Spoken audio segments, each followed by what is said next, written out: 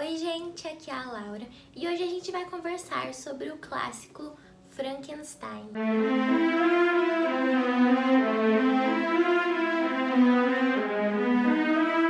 Então, gente, a primeiríssima resenha da maratona não podia não ser um clássico e o escolhido dessa vez foi Frankenstein, nessa edição belíssima da Dark Side Books. Vai passar umas imagens agora pra vocês verem, ilustradíssima, perfeita.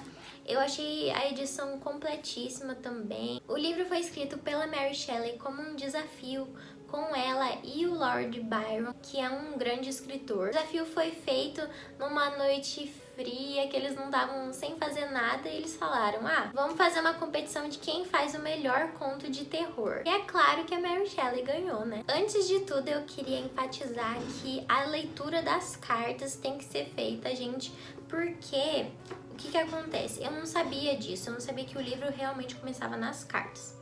Eu queria ter pulado, é bom que eu não pulei, porque senão eu não ia entender nada do final, tá? Primeiro, você lê as cartas da Senhora Saville, tá vendo? E depois vai realmente começar a história do Frankenstein. No começo, nas cartas, a gente sabe sobre um viajante que faz cartas para sua irmã, que eles estão indo para uma expedição no Polo Norte e eles encontram um homem desesperado que, enfim, vai contar a história de Frankenstein. O livro vai contar a história do Dr. Frankenstein. Sim, gente, o Frankenstein é o cientista, não é o monstro. O monstro só é citado no livro como monstro, criatura, aberração. Ele não tem um nome certo. Então, quem é o Frankenstein mesmo é o cientista. A história toda conta sobre a vida do Frankenstein, que sempre foi muito fascinado sobre as ciências naturais, principalmente a biologia e a mecânica da vida. E quando ele vai para a faculdade para realmente aprimorar os seus estudos, tudo que ele quer é alcançar o ápice, o sonho máximo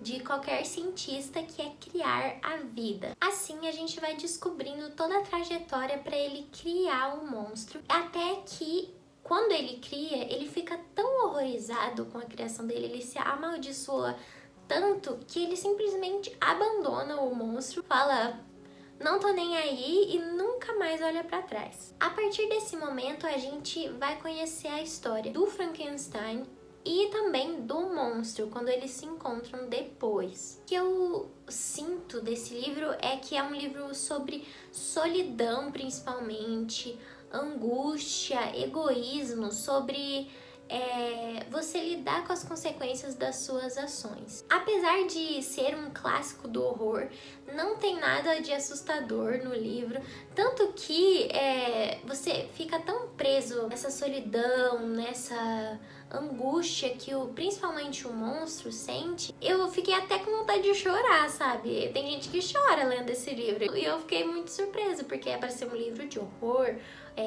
dá medo, alguma coisa assim. Preparem também o seu emocional para ler esse livro. O comecinho do livro eu achei um pouco devagar, assim, sabe? Contando a história do Frankenstein, de como ele quer ler e estudar sobre as ciências. Por isso que eu dei só 4 estrelas e meio, só 4 estrelas e meio, assim, é quase o máximo, porque eu realmente não gosto de livro devagar, gente, eu não consigo gostar. Pode ser o melhor livro do mundo, que isso é uma coisa que vai perder estrela comigo. É claro que as estrelas são coisas muito pessoais, então vai de cada um. Eu dei 4 estrelas e meia, mas, gente, assim, todo mundo tem que ler esse livro. É um clássico, né? É um livro recomendadíssimo, foi um livro que me tocou muito. Provavelmente eu vou ler outras vezes durante a minha vida para eu pescar um pouco de informações que a gente acaba perdendo durante a experiência da leitura. E eu gostei demais, assim, recomendadíssimo, gente. Antes das partes com spoilers, eu vou pedir para vocês seguirem o canal, se inscreverem,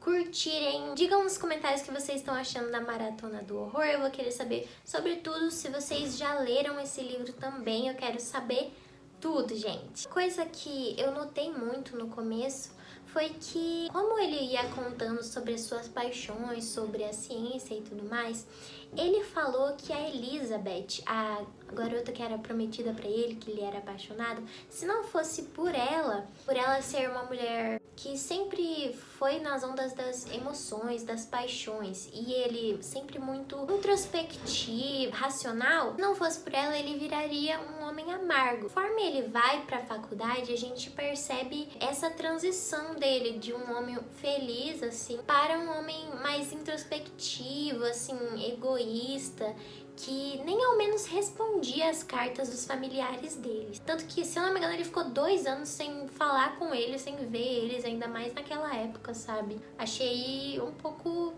babaca, né? Assim, eu entendo que ele tava obcecado com criar a vida e tudo mais, mas, assim, apesar de ser uma ficção, a gente sabe que é uma coisa praticamente impossível. Então não tinha pra que ele não responder os familiares dele, sabe? Pelo menos mandar uma carta falando, olha, tá tudo bem, eu tô só estudando, sabe? Eles tiveram que mandar um amigo pra ver como é que ele tava, então foi sacanagem. Outra coisa foi que o Victor, ele é muito egoísta, gente. Eu nunca vi um personagem tão egoísta, tão egocêntrico assim. Simplesmente ele não tava nem aí pras pessoas que ele amava, porque o monstro, aquela parte que ele dá um prazo pro Victor criar uma monstro fêmea, uma parceira pra ele ser feliz e ir embora e nunca mais ver o Victor, ele dá um prazo, né? E o Victor fez o quê? Em vez de fazer o monstro, ou sei lá, tentar matar o que ele já criou, não, ele foi viajar pela Europa, assim,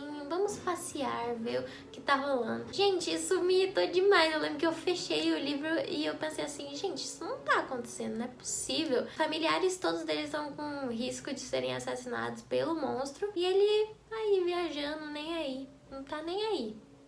Como assim? Eu acho que se ele realmente se importasse com aquelas pessoas, ele ia ter buscado vingança desde quando o monstro matou o irmãozinho dele, ou então já teria feito a mulher fêmea e se livrado dele. Eu entendo que tem aquela questão de, nossa, vou criar mais um monstro para o mundo e tudo mais. Então tenta matar ele, sei lá, junta um monte de gente e prega o pau, sei lá. Não gostei desse sentido. Não que eu não gostei, foi uma coisa que me irritou. Isso me fez também ter empatia pelo monstro, porque toda a história que ele conta de quando ele tava vivendo sozinho, como ele aprendeu a se comunicar e tudo mais, a gente entende que ele é assim porque ele sempre foi muito só, ele só conhece a dor, ele só conhece ele sendo tratado mal e tudo mais, o horror. Ele não sabe o que é amor, o que é carinho, assim, para ele. Ele via isso nos outros, mas ele não via nele mesmo. Só que o Victor,